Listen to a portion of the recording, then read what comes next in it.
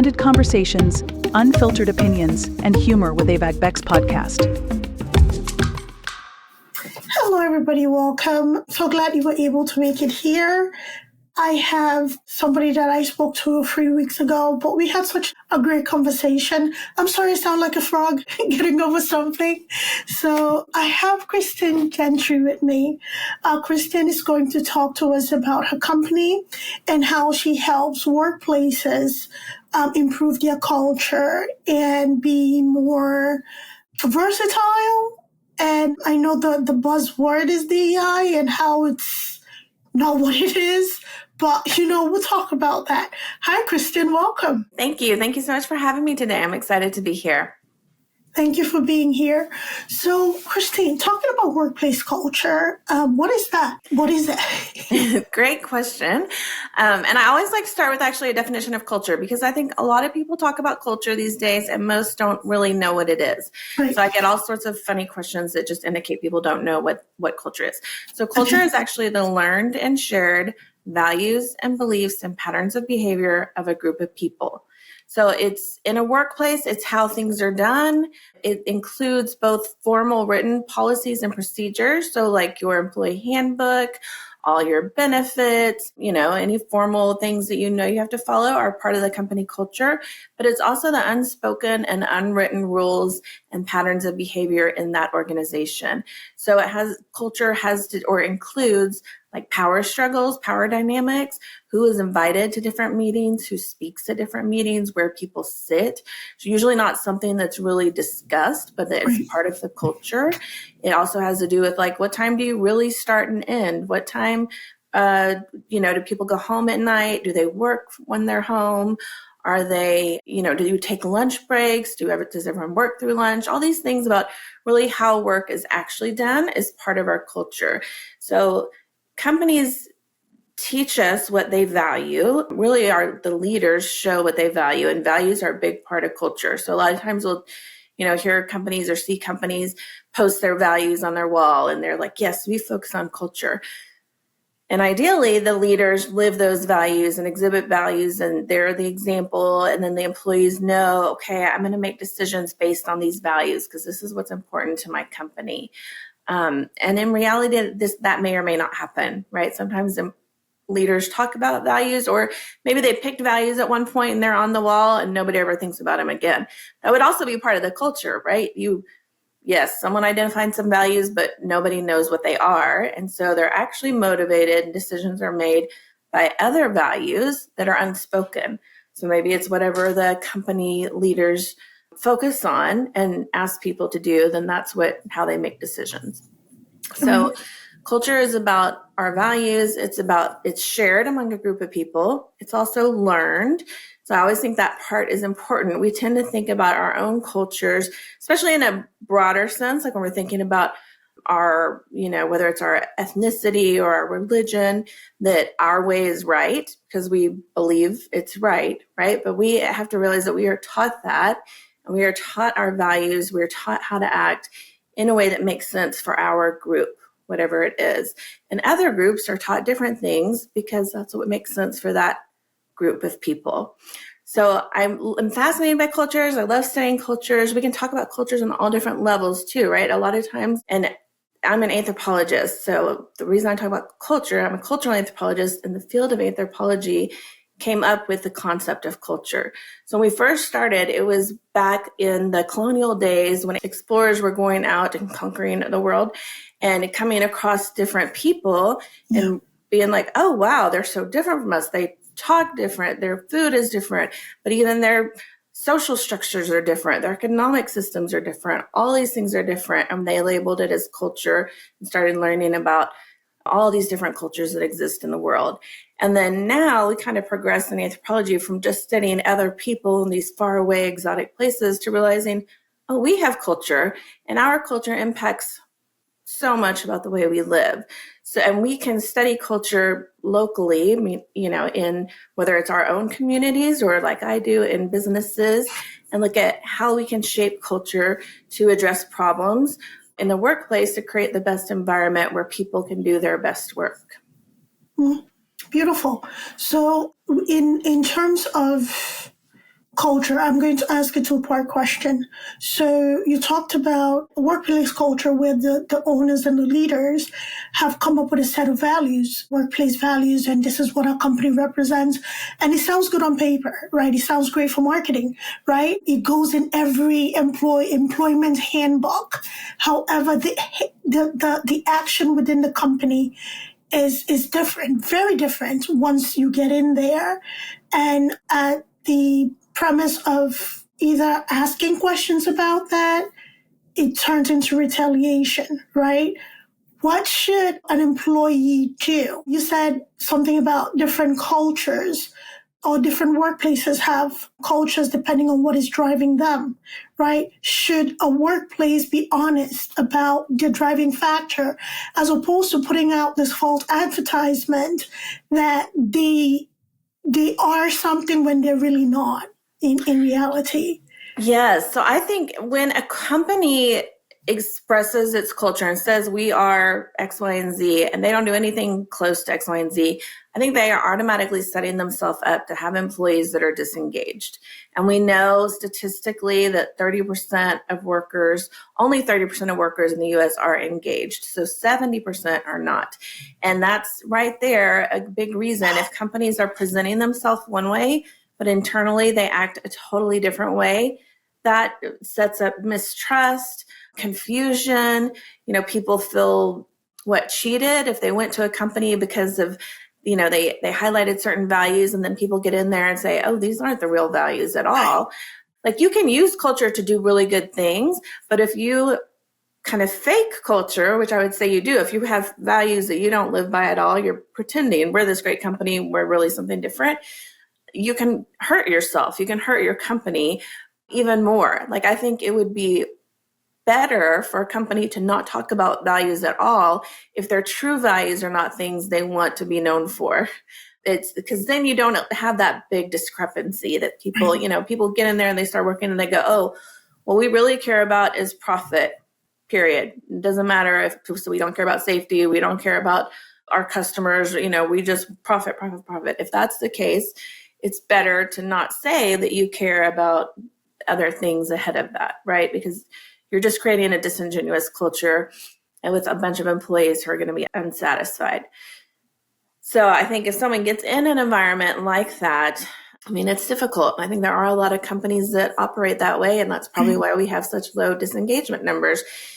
I think as people, we have to focus on what we can change and know there's things about the world and our environments, our workplace that we can't change, and you let go what you can't change. So maybe you focus on just how can you work in the best way possible that aligns with your values. If you're doing something at work that goes against your values, you're not going to be happy, period, right? So if that's what you're being asked to do, then maybe you look for another job, or, you try to minimize when you're going against your own values, or you just make the changes that you can in whatever small way you can, whether it's for your team, your coworker, maybe you have a bigger team you can influence. Maybe you know that as you do better in your job, you're going to move up and you can change from within. You can help change the structure of the organization depending on the company.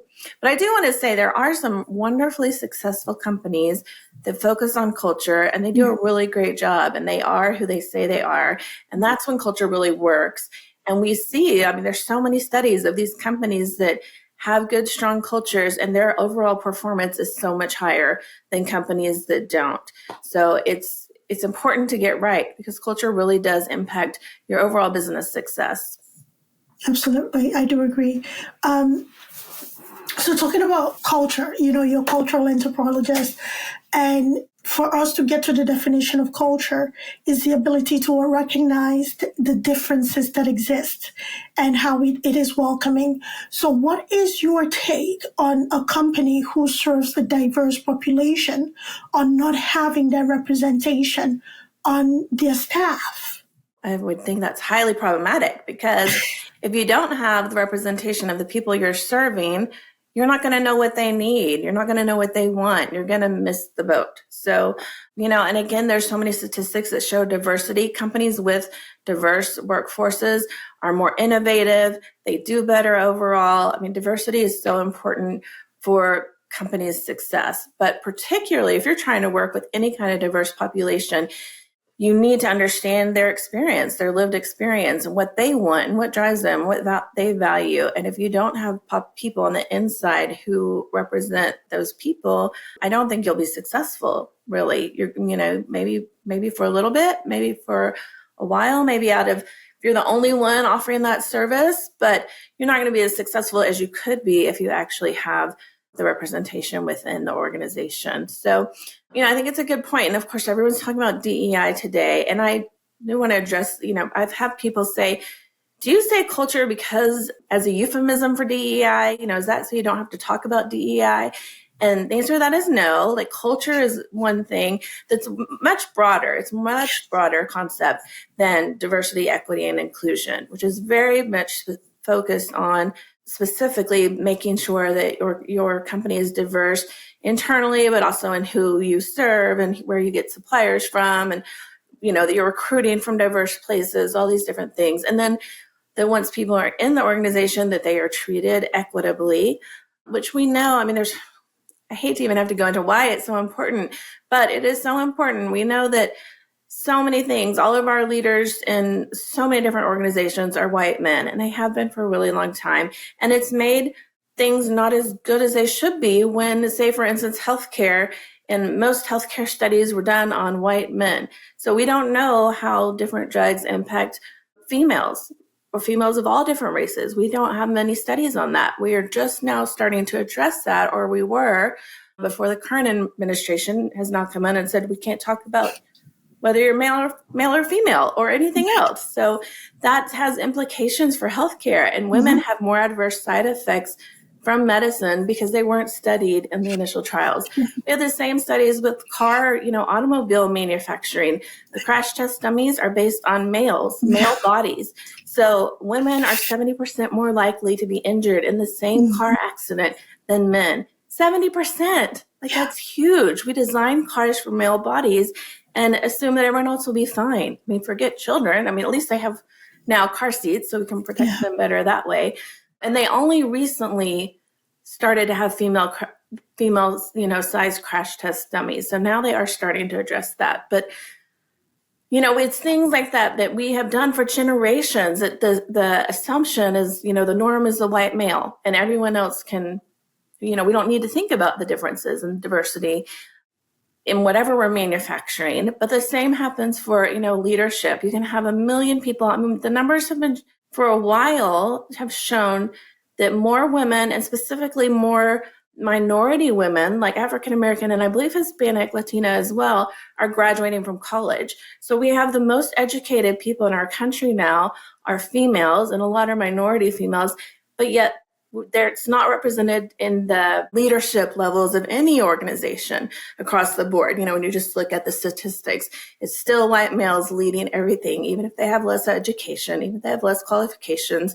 So we still need help to try to make things equitable, where white men aren't just promoting other white men, where they're actually looking at qualifications of all the people to see who is most qualified for the position. And it's actually completely opposite of the concern right now about DEI, where they think, oh, DEI means you give the job to whoever is not a white male, when in fact DEI pushes, let's not just continue to give everything to the white males, let's look at who's qualified. It's totally looking at the qualifications and expanding our pool of qualified people, not just the next white male's best friend, but all the people who've been are experienced and qualified for the position.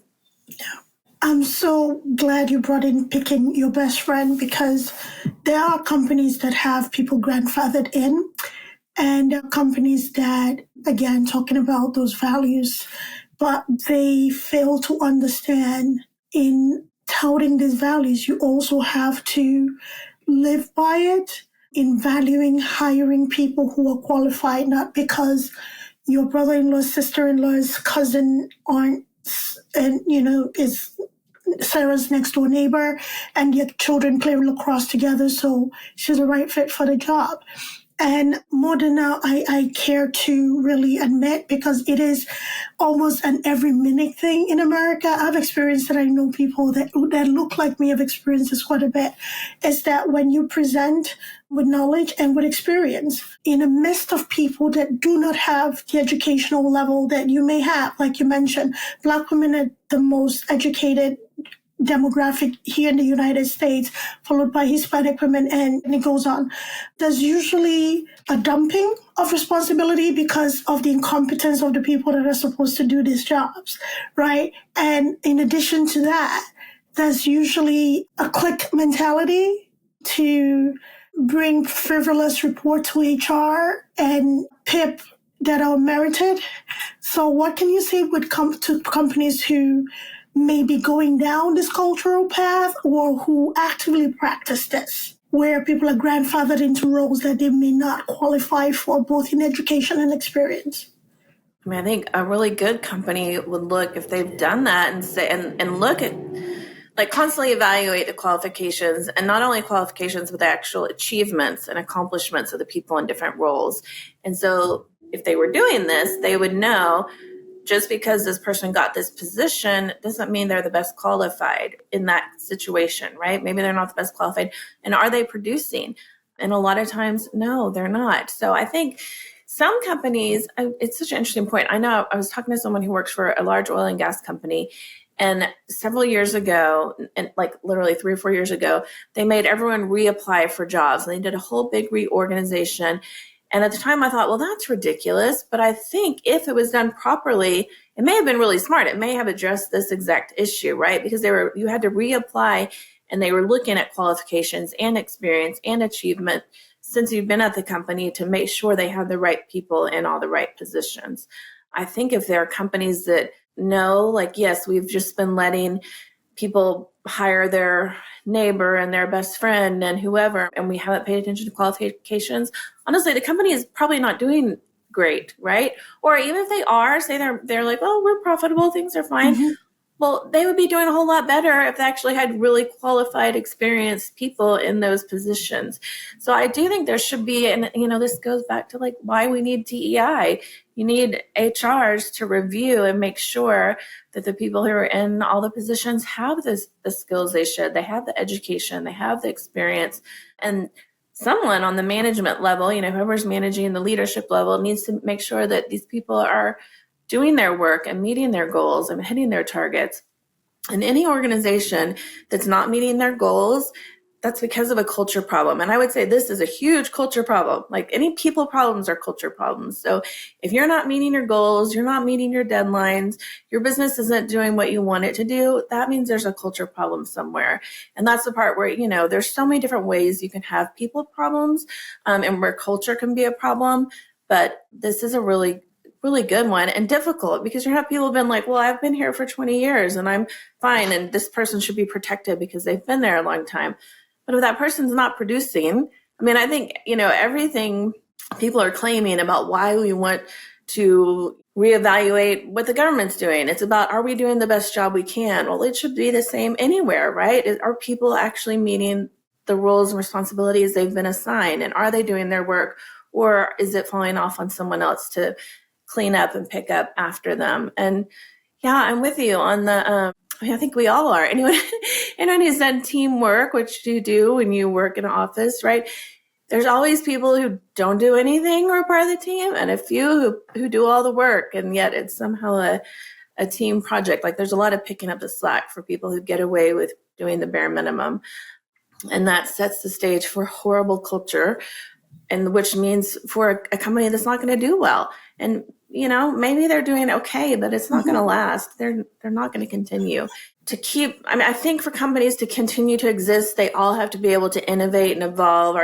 Things are changing so fast in all industries that the best companies are going to be the ones who can keep up with it. And the companies who can keep up with it are going to have the best and the brightest, most accomplished people working for them. And that is, includes diversity, so that you can be innovative. So yeah, I think companies that know that they don't have the right people really should stop and look and make sure you get the right people and make sure you have the right people in the right positions. And that's all what DEI tries to achieve, right? Is let's not try to take away some of the assumptions, the biases, and making sure you have the best people in the jobs. And we know that historically, I mean, it's human nature to want to be around people who you are like, right? Mm-hmm. So we are asking people to fight human nature and know, like, I mean, I think a great leader knows what their strengths are and their weaknesses and gets people who can fill in.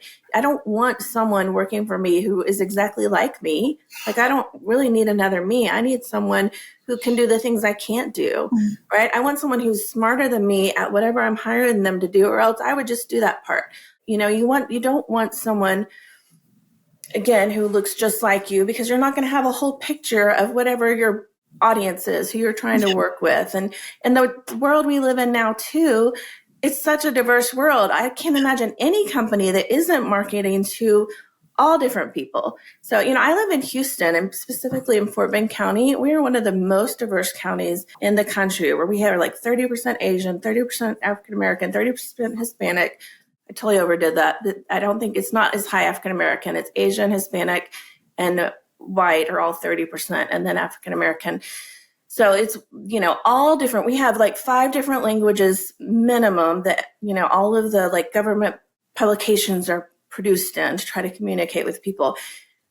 When my kids go to school, they're dealing with people from all over the world, which is why we live here. I mean, that's fabulous. I love it. But that also means in our work environments, you're dealing with people from all over the world in any job in this area. So if we don't learn how to work together with people from different places, we're going to have a hard time in our work. But then we also know our customers are from all over the world. So I think we're in a great place here to figure these dynamics out. That's what a lot of the, you know, leaders in Houston always say. We're kind of a great example we're a little ahead of where a lot of the country will eventually be in terms of diversity. We're trying to figure it out right now, right? How do you have a good mix of people from all these different ethnicities and races working together?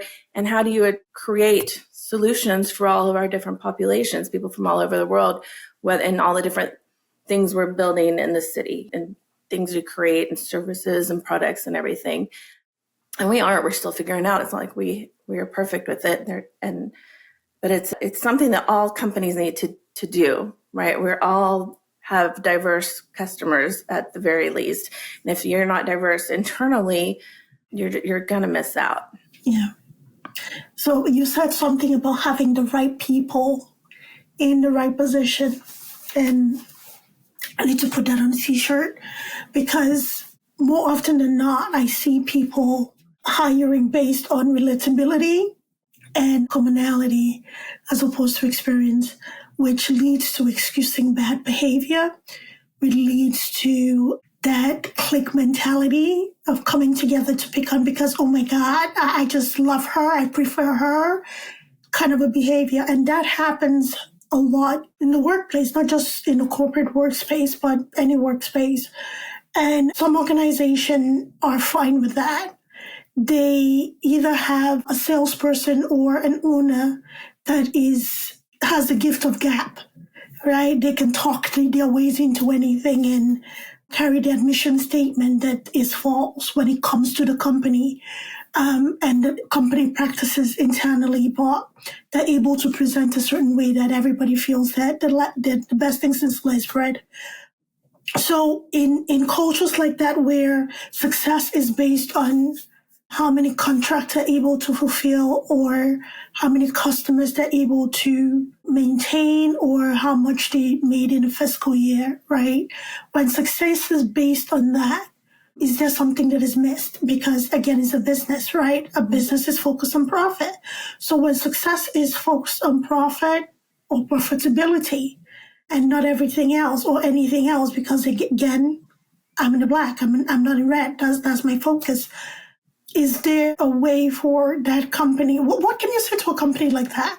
That your roster, your staff roster looks like, 1702 as opposed to 2025. So what I would say, I mean, I think every company is, in business make money, even nonprofits. You got to stay in the black to survive, right? So that's the overall goal, is making money. But if you know, say internally you have a very, I'm just going to go with the white team, and especially white male team, it's just a red flag. And you should be telling yourself, well, gosh, if we had some diversity, how much better would we be doing? Right. And I think, anyone in this day and age who has an all white male team probably doesn't care. It's got to be intentional. You're intentionally only hiring white males at this point, right? But I would tell them, look, whatever numbers you're making, you could make a lot more with a diverse team. You just could. There's so many statistics, reports, data that shows that companies that have diverse teams do better. I would really go into innovation. Like if you have a whole bunch of men that all think the same, have all the same background, all the same experience, how are you going to create new things? How are you going to increase your market? Like who's your target audience? Let's look at what your market actually is and who you're going to. And I bet you they're going to other companies. They're marketing mostly to other white males, which is a declining percentage in our country, right? To continue to grow and do well, you've got to expand who you're marketing to. And to be able to do that, you're going to have a more diverse workforce. So I would say, if you want to do better, if you are looking at your company, and even if you want to continue long term, if the goal is for this company to continue, it's not going to continue.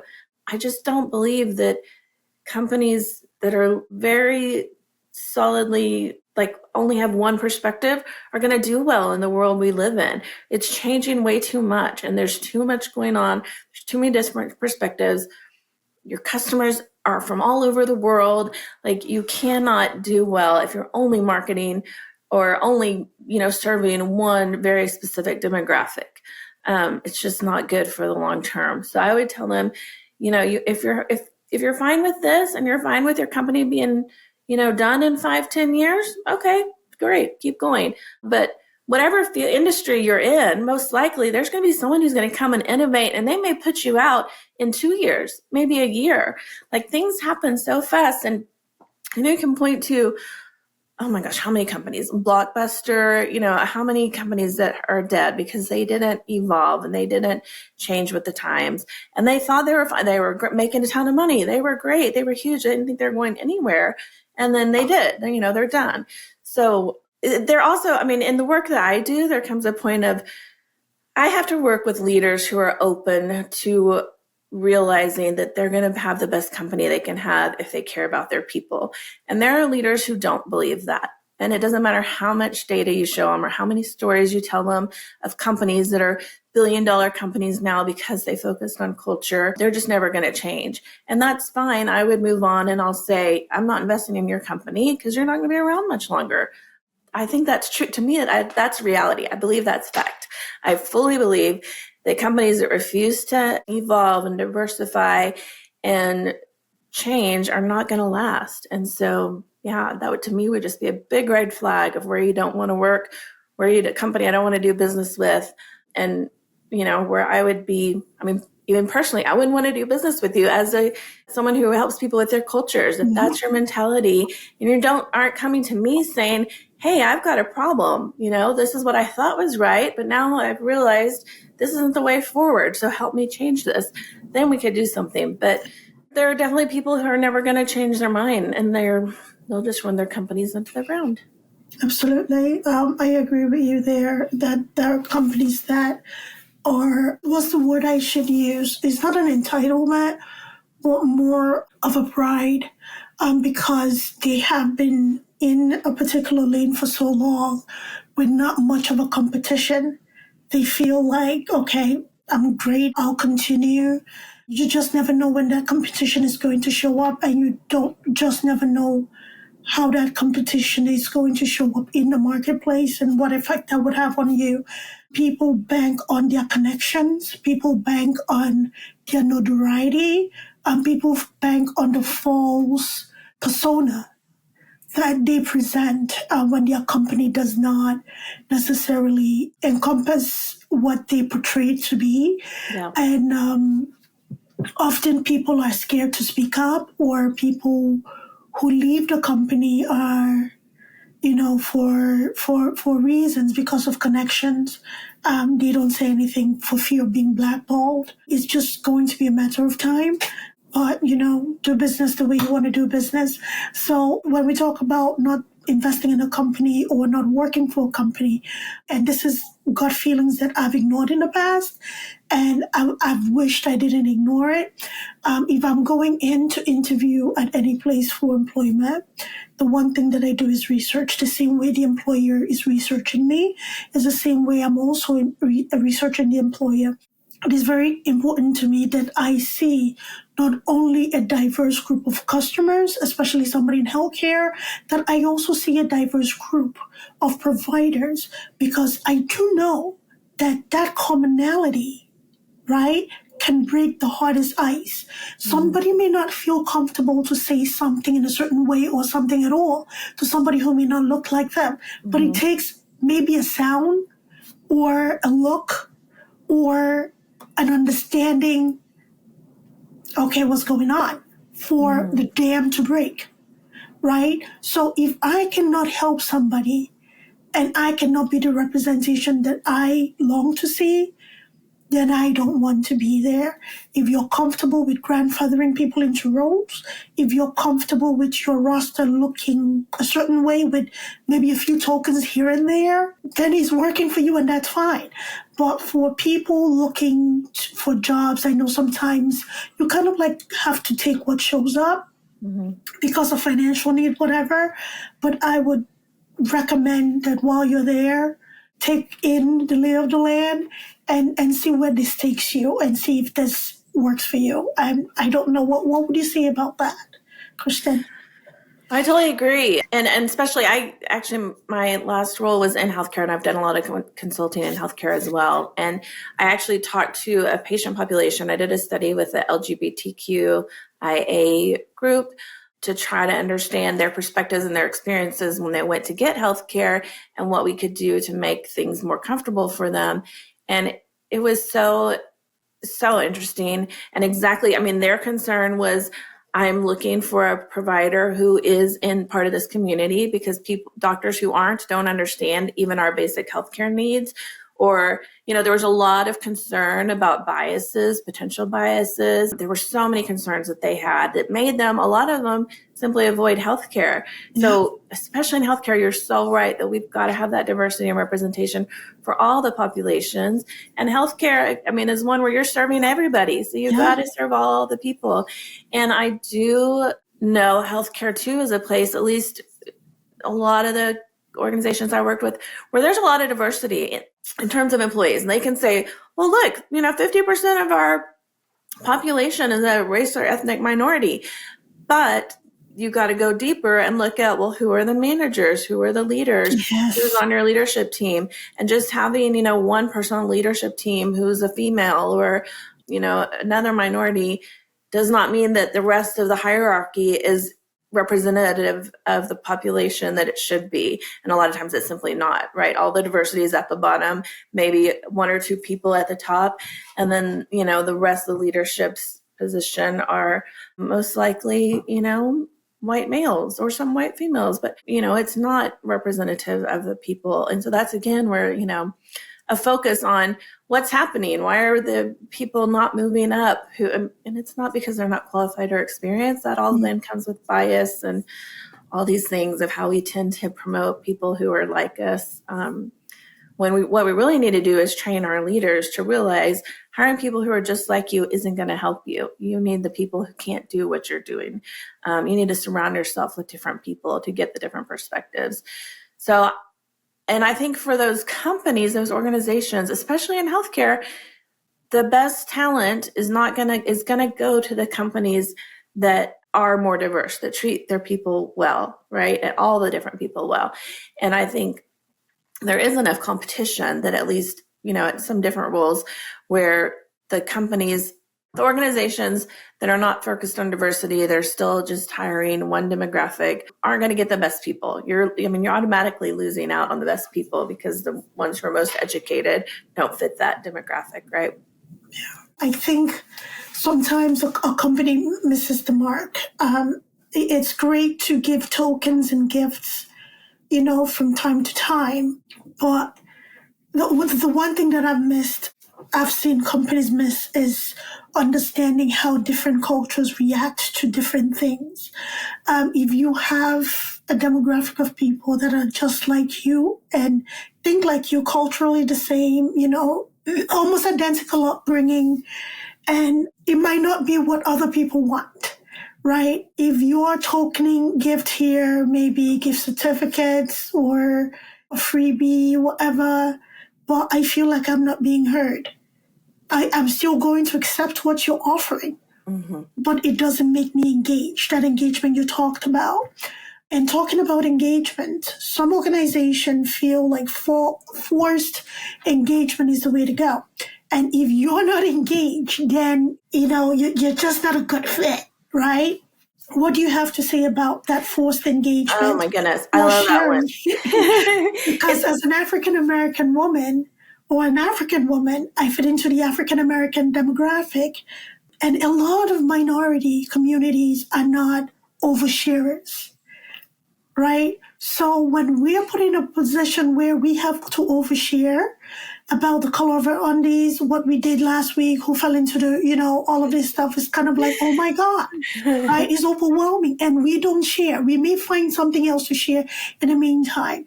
And this usually does not bode well with a group of people who are comfortable with oversharing. So please, can you talk about that? That is such a really good example that's something that we just don't think about. I was on a kind of higher level, I was always think about forced fun, when companies are like, everyone has to go to happy hour. And if you don't go, you're in trouble. Right. Or, it looks bad for the company. But come on, not everyone can go to happy hour. Like you have people who are alcoholics who shouldn't be there, for real. You have people who would rather focus on getting their actual work done and leave and get home to pick up their kids from school. Whatever the different reasons are, that happy hour isn't going to be good for everyone. Doesn't mean you shouldn't have it, but to mandate fun doesn't work for anyone. Nobody wants to be told they have to go participate in something fun. And that's kind of on a broader level, it relates to what you're talking about of you need to know your people and know what they enjoy doing and what's going to work and put out different offers depending on your company size, right?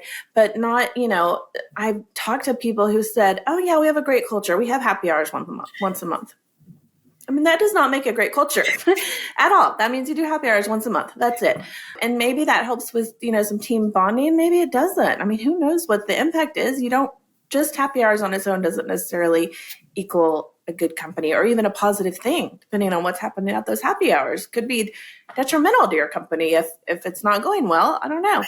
But I think there are ways to combat that. And of course, diversity is one way, and making sure that whoever's on your teams talking about how we're going to get people engaged. How do we recognize and reward our people that there are diverse ideas represented and opinions? But I also think you just have to ask your people and know your people. And I've heard people talk about, I know people who have forums, they're like get to know me forums. And it's, what do you like? How do you like to be rewarded? How do you like to communicate, like communication preferences? But, some people don't want their birthdays celebrated. And some people think, you have to celebrate birthdays. Some people have real, very, significant reasons why they don't want their birthday celebrated. It's all those things we need to learn about each other and respect. And we also can't make assumptions that, well, I know this one person from Africa and she didn't like this. So now nobody from Africa likes this, or no African American likes this. Like, we are all individuals as well as being part of cultures. So I think that's where these kind of information sheets about people and really learning your team, if you're a leader, really helps. And where leaders can make a big difference, where, at a management level, you can also make or break your people's experience, and you can make up for a lot of stuff that comes from up high if it's not good. But as a manager, you can also kill the culture if they're doing all this work and trying to create a great culture, and you go, I don't care about that stuff. I don't have time for it. I'm not worried about it. Then all the great culture work just dies with your team. So the managers, they have the opportunity to figure out what does work for their team and build strong cultures, build teams. But you have to be aware of all the diversity and know that, no, not everyone's going to like to do the same things for team bonding. Some people don't want to bond at all. I do think there's okay. so many studies on communication that show that teams that communicate more and communicate casually perform better than teams that don't. But it doesn't necessarily mean you have to bond. Like, we don't have to expect everyone to overshare. You can have some casual communication that's chit chat about the weather or your day, and that's conversation. Like, every conversation doesn't have to be bonding. You don't have to be best friends or know everyone's life story on your team.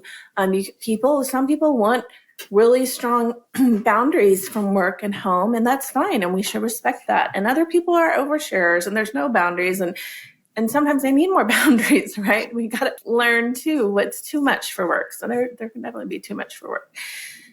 So I just think it goes to good leaders care about their people. And if you really care about your people, you're going to be aware that they're different. They have different ways of communicating, different interests, different things are going to be meaningful. I mean, for some people, Starbucks gift card is fabulous. Other people don't ever drink coffee. And that, my husband is one. He doesn't drink coffee, or he used to not. Whenever he got a Starbucks gift card for work, he would come home and give it to me. I was like, yay, this is great. But it wasn't a benefit for him. Mm-hmm. And, we should know that. We should know what our people are interested in. Some people, it's like, go home 30 minutes early. That's going to be the best thing you can give them because they have little kids at home. Or don't be hard about making them come in.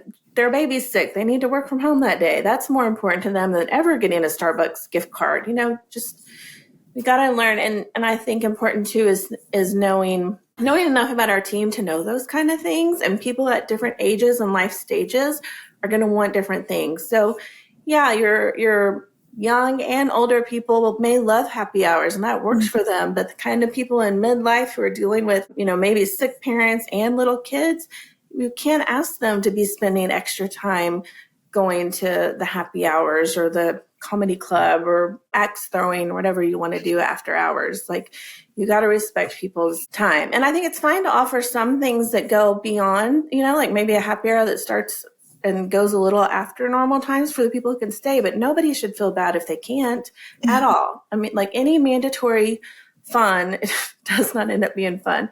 I actually had a client once that had mandatory meditation. And to me, that just totally goes against meditation. Like, you can't force someone to meditate. That it defeats the purpose, right? Forced relaxation. Yes, you must relax now. And actually they were making people get to work early for mandatory meditation. So now everyone was driving in the middle of rush hour traffic, trying to get there on time for the mandatory meditation that just started their day off wrong, instead of, the whole point of meditation and starting your day off right. And with that, and I think the probably leader had a good idea, like, meditation can be really great. And a lot of people love it. Not everybody does, period. Like, a lot of people don't want to meditate at all, and you should not mandate it. But then also not realizing the start time of meditation during rush hour because he lived 2 minutes away from the office where no one else did. That's where we need, as leaders, sometimes we get so far removed and you don't know what it's like for the people who work for you. So that's why you need to surround yourself with people who are different and talk to your people and get feedback from your people, whether it's through, surveys or just chit chat, interviews, all these things. Like, you have to know the people who are working for you so that you can make decisions that benefit them and that don't end up having all sorts of negative consequences that you didn't intend.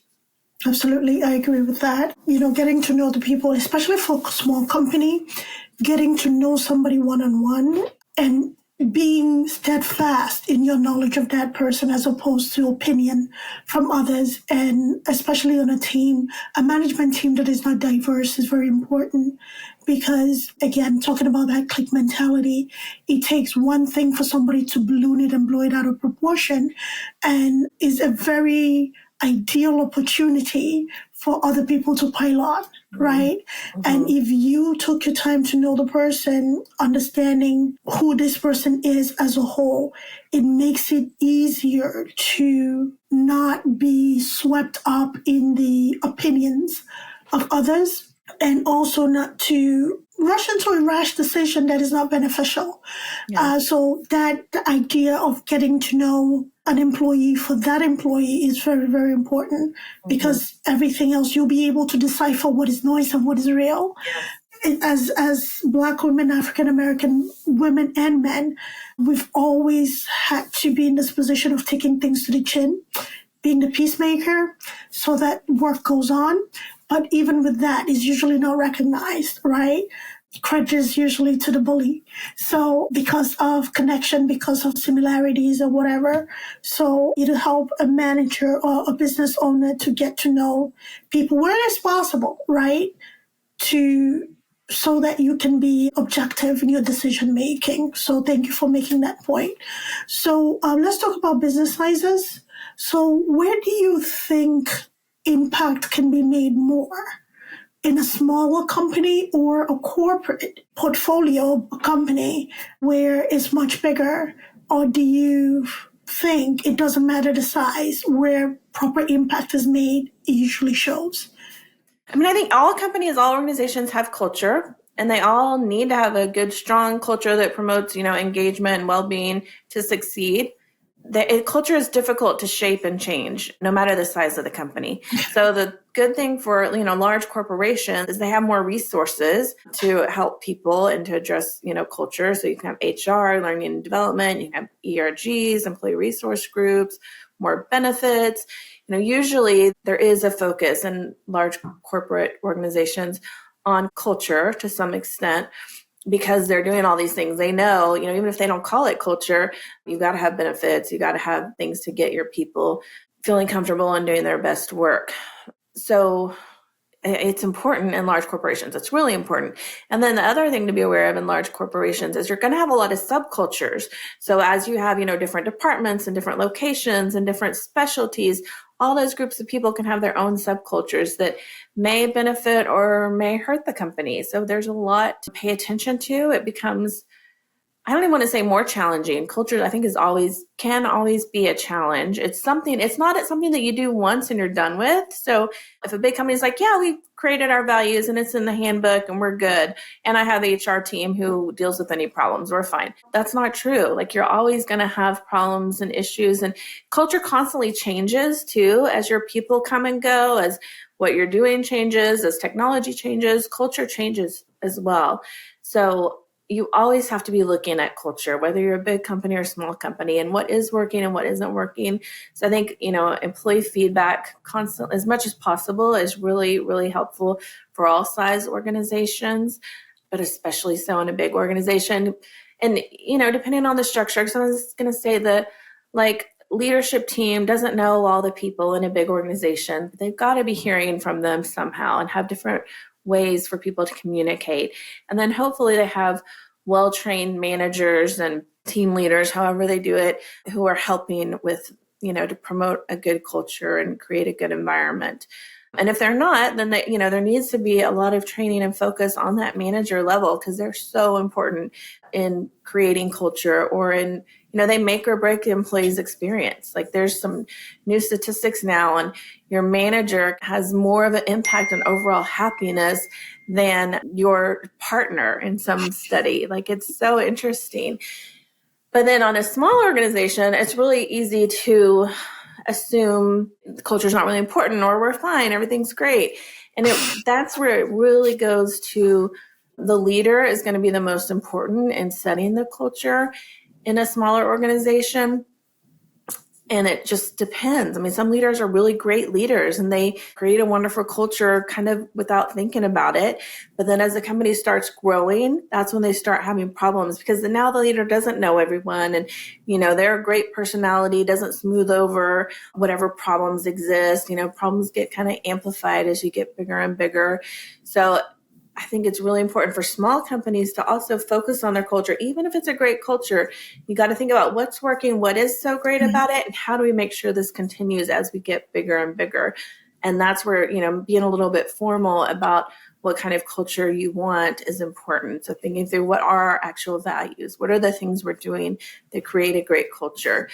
And then there's plenty of small companies that have horrible cultures, and nobody's thinking about cultures, and people are just there chugging along doing their jobs, but they're not happy and they don't like the leader and they just don't know where else to go. And the company isn't going to be as successful. They're not as productive if your people aren't happy. So, and then I think, from my perspective, you can come in and make it's easier to make a change in a smaller culture like that, I think, than it is in a bigger company, if the leader is open to it and willing to change. I mean, if a lot of it comes from the leader, and some leaders don't care and they're not open to changing, or they'll say, there's these people, we have a lot of, high absenteeism, and people aren't meeting their goals and they're not doing good work, like fix them. But if the problem is coming from the leaders, bad attitude, or not being nice to people, or expecting far too much from the people, it's not going to change unless that person is willing to hear what they're doing to create the negative culture. So it really depends so much on the leaders. If the leaders are open to change and open to feedback and knowing, none of us are perfect. None of us are doing everything right. So we all could use some coaching and some help, and figuring out, I really think culture, you're dealing with people. You never know exactly how they're going to react or operate. So you have to try things and see what works. And something may be working great for a couple of years. And then you've got a bunch of new employees and they want something different. Whatever worked before doesn't work. So now you need to change it. It's constantly something you have to constantly tweak and change and think about to keep your company going well. And if there are plenty of companies that don't ever think about culture. They're just thinking about their strategy and their bottom line and how do we produce. And I think they're probably dealing with a lot more people problems rather than, I feel like if you're strategic and stop and think about culture, you can avoid a lot of problems. But if you don't do that piece, then what we see are business leaders who are constantly putting out fires with all these teams that are mad at each other. And there's fights here and there's an HR complaint and there's research. You got to look into this situation. But if they're more intentional about their culture and creating a good environment, you can stop a lot of that before it gets started. So I don't know, long-winded, babbling answer about, I think culture is important everywhere. I think you can change culture everywhere with the right people. It just kind of what you do to change it is going to vary depending on company size. Absolutely. So talking about you coming in to work with a business, how can a business who's listening to us reach out to you? How can they find you? And please just tell us what that looks like. Yeah, thank you. So the website is culturegrove.com. I'm also active on LinkedIn, and it's on LinkedIn is my full name. So it's Kristine Mackenzie Gentry. And you can also find Culture Grove on LinkedIn as well. Beautiful. So for everybody listening, we are going to make Kristine's information available in the show notes. So if you missed the letter, it's okay. We will have the link for you. You can click in and find her on LinkedIn and on her website. So this was a great conversation to have. It's not too late to apply good behavior. Everybody's not perfect. Some of us are a product of what we're used to, our environment, but let the buck stop with you. Try to do different. And even if you're killing it in the game of being in the black, that's beautiful. However, you can have a further reach. We can see that all around us in the world. So Kristine left a lot of beautiful information and beautiful feedback to the questions that I asked. You can tell she's passionate about this and she knows what she's talking about. So, Kristine, something that I usually ask of my guests as we close out our conversation is to offer listeners a few gems or just one gem so that they have something to kind of think about or have in their back pocket. I just think if we all realize and remember that culture is something we learn. So the things that we think, why is this person doing that? It's so weird. It doesn't make any sense. We pause and think, well, there's probably a reason for it that makes sense to them. There's something they learned. There's something in their background that, so, we try not to judge each other. Just try to remember that our cultures all evolved for a reason. They all work for a reason, in all the different places where we evolved. And whether, it has to do with the environment or religion or economic system, there's reasons for the way we all live that are so different. And it impacts how we see the world. It impacts how we deal with each other. But if we try to just pause and remember, okay, I learned what's right and wrong. This person learned what's right and wrong. We may just have some different ideas. It's okay. Let's try to work together and understand each other, get to know each other, and then you can understand where they're coming from. And I think we all ultimately want the same things. So if we start from the place of we're all good, we all care about the same things, I think we all do so much better, in the world. Absolutely. I agree wholeheartedly. Respect everybody's decision. And we are similar, but the nuances that makes us different. Everybody should be treated the way that they want to. That is the flip of the golden rule. Treat others as you would like them done unto you. I don't know how you talk to yourself, how you treat to yourself. So don't treat me how you treat you. Treat me how I want to be treated. So that was incredible. We can all learn and change and make the world a better place. So thank you, everybody, for being here. Thank you for listening. And we'll see you soon. Take care of each other. Take care of yourself. Bye-bye.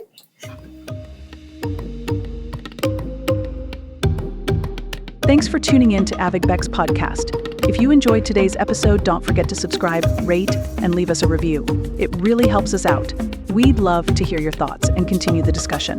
So join us on social media or drop us a message. Until next time, keep exploring, stay curious, and keep pushing the boundaries of your world.